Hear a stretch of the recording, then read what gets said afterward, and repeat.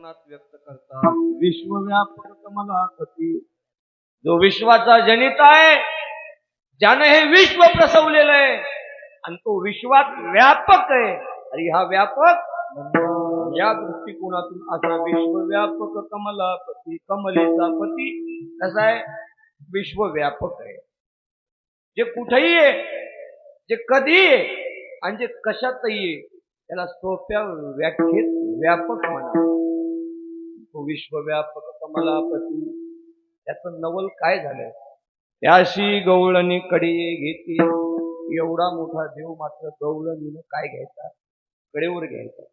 आणि तिथं परमात्माची अतिशय उच्च अधिकाराची भक्त, तिचं नाव राधा. मला वाटतं त्या भागवत ग्रंथात राधेचं नावही नाही.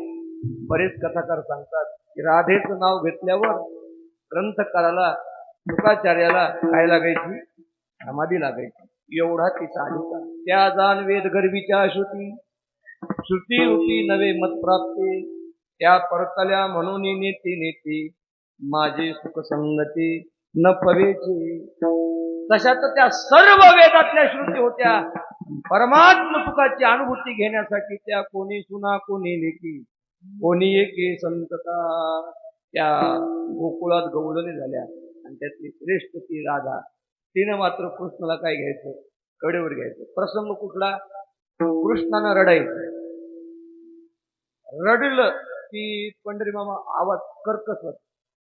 रडण्याचा आवाज कसा वाटतो? कर्कश. आता एक पांढरे तिला पकवाज लावले, जोरात म्हणलं की बरोबर. कधी कधी काय होतं, जोरात म्हणायच्या नादात कसं होतं, जरा जोरातच होत.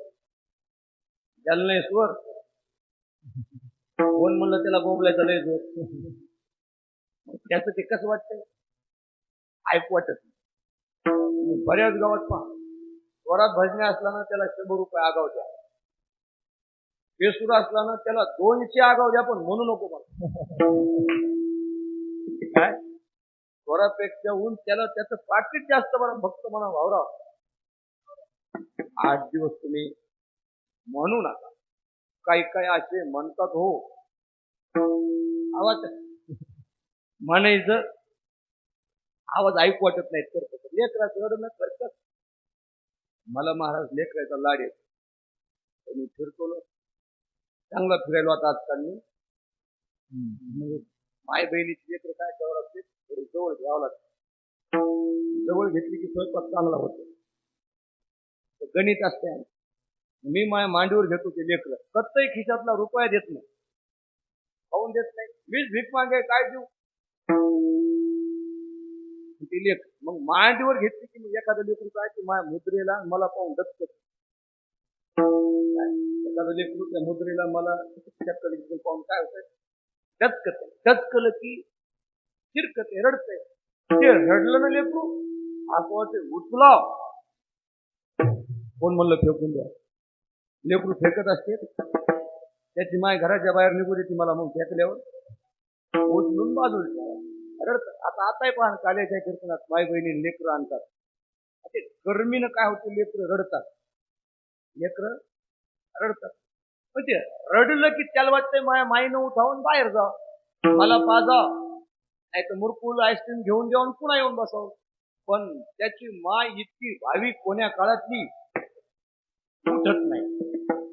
तिला तर असं कीर्तन कळतंय, लेकरानं रडाव, हिनं त्याचं मुंडकं खाली दाबाव, भाग्या मुकामत. आता ते मुक मरत नाही, ते म्हणते अगं उठ. आणि मग कीर्तनात काय होतो?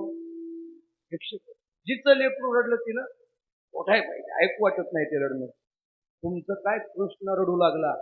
गोकुळातल्या बायानं कानात बोट घातली. सगळ्या गवळणी म्हणल्या, हे शोधे, अगं तुलाच लेकर आहेत का काय? आम्हालाही झाले, पण काही पद्धत आहे. यशोदा म्हणली, बाई तुम्ही काही पद्धत सांगू नका, सगळ्या पद्धती मी केल्या. नाना परी समजावी परिणाराय श्री हरी. नाना परी समजावी परिणाराय श्री हरी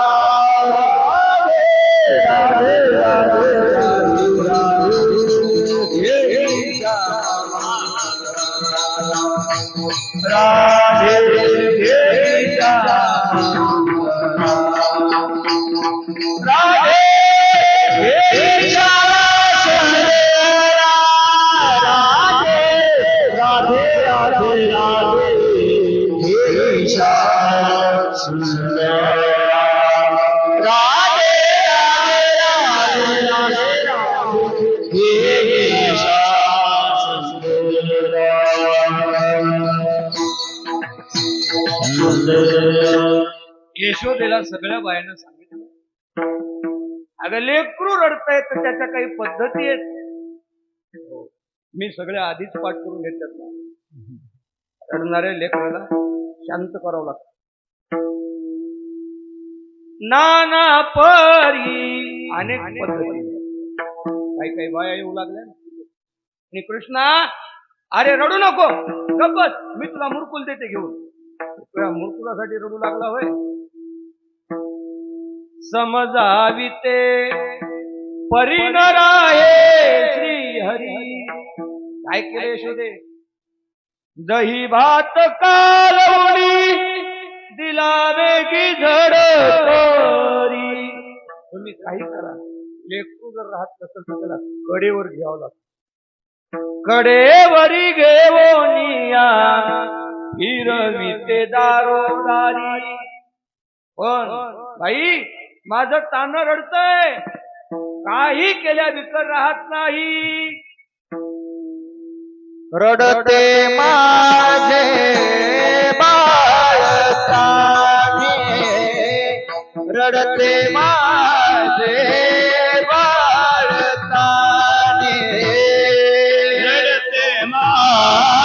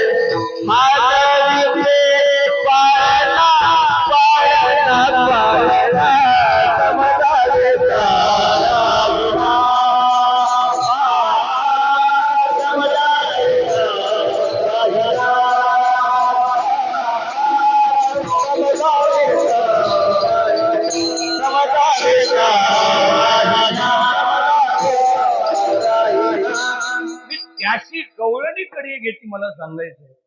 कृष्णानं रडायचं.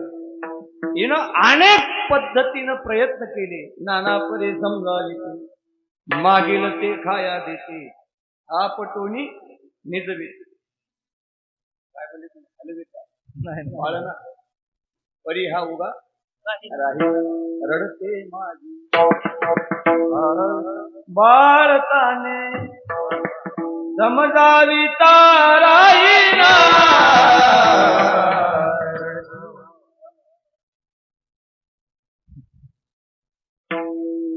आणि चाल म्हणजे याच्यासाठी एकदा टाळी वाजवा.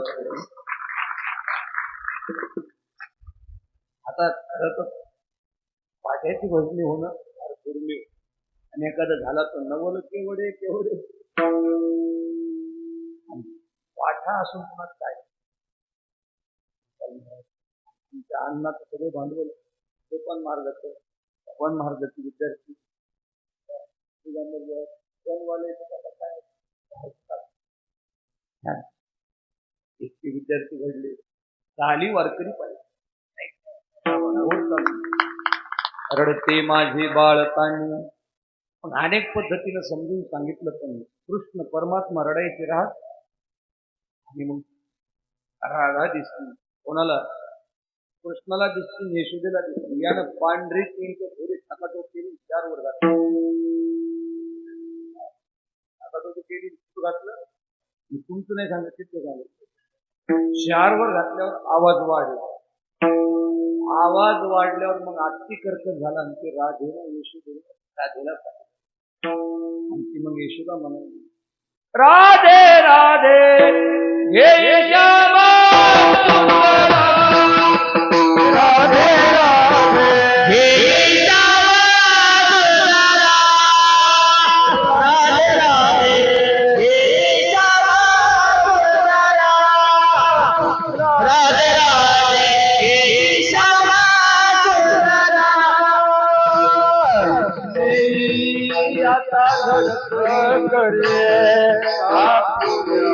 मंदिरा राधे राधे हे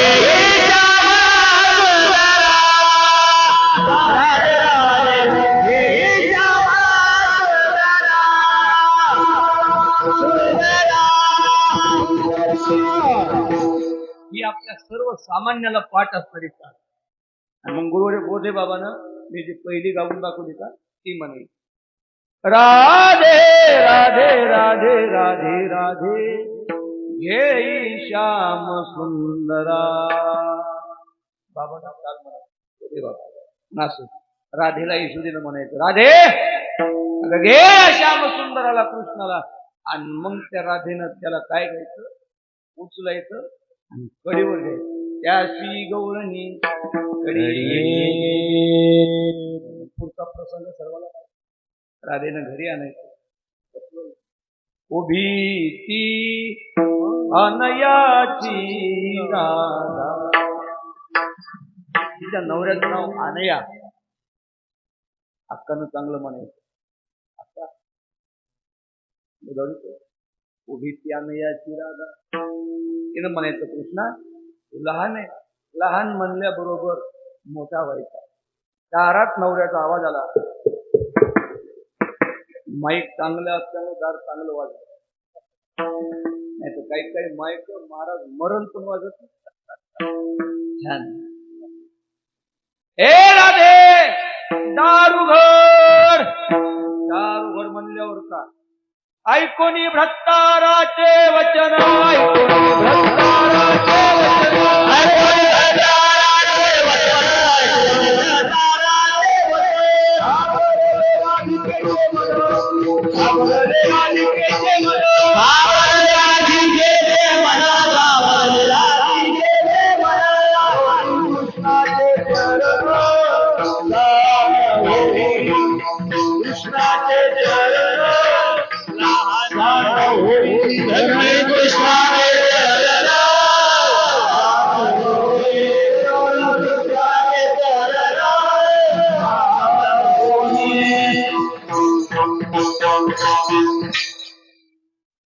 ऐकता भ्रष्टाराचे वचन घाबरले राधिकेचे मन धरुणी कृष्णाचे चरण सान होई बापा.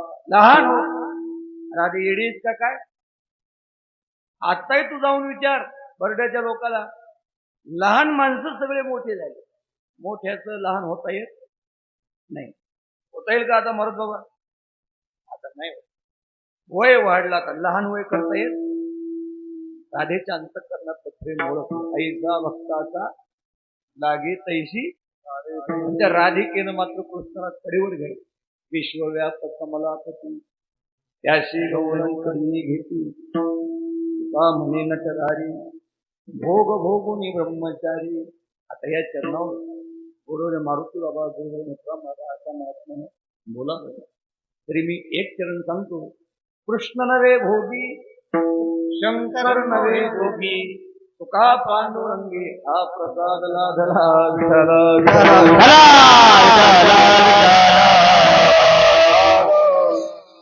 नवल केवळे केवळे नकळे कानोबाचे कोडे. एवढं परमात्माचं नवल आहे. थोडं मात्र कोणाला कळत नाही. आमच्यासारख्या सामान्य कीर्तन करायचे जर कोडे कळत नाहीत. देवाचं कोडं करणं कसं आहे? अहो मी एक कोडं सांगत असतो. हातावर जन्मली, सूर्यानं सोसली, नवरा नसताना सती गेली. हॅलो होती. हातावर जन्मली, सूर्यानं सोसली, नवरा नसताना सती गेली. ते कोड आहे. ते काय आता मी उत्तर दिल्यावर तुम्हाला सगळ्याला माहिती. गौरी गौरी कुठे जन्मली? हातावर. सोसली कोण? सूर्याने. तिला नवरा आहे का? गौरीला गौरी आहे का? ती नवरा नाही पण सती गेली का नाही? सती गेली. जगन भाऊ 100 रुपये दे डोक्यावर दे. 100 रुपये दे डोक्यावर. काय मिळेल कळतच नाही. पण पावसाळ्याची छत्री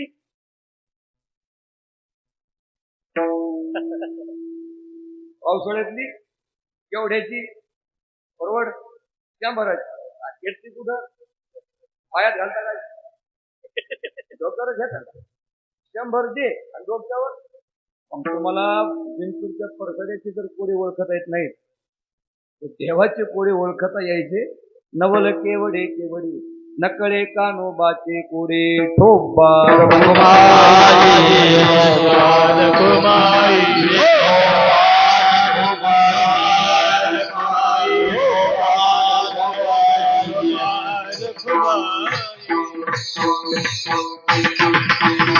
देवाधी देवा जगत्र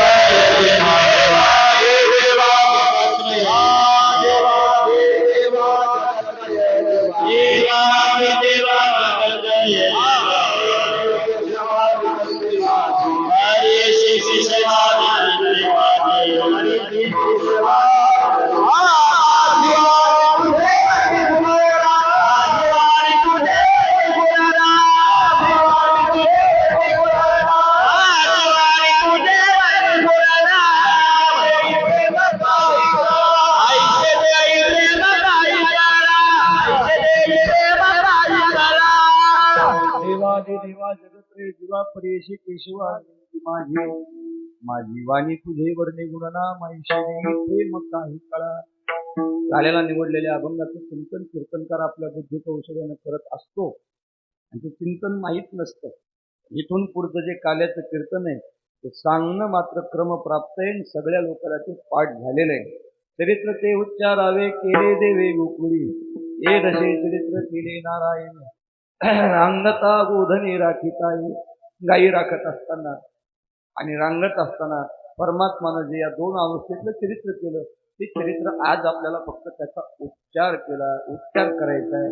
रांगत रंगणी चोरी कलोनी धावणी धरती बांधती चरणी देती गाराणी नदी दूध भक्षुनी समाल नवल केले साधनी.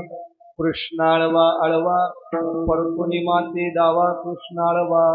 गवळणीने यशोदेला गाराने द्यायचे. यशोदे अगं तुझ्या कृष्णाला काहीतरी सांग. आम्ही गोकुळात राहाव का जावं? यशोदे कृष्णाला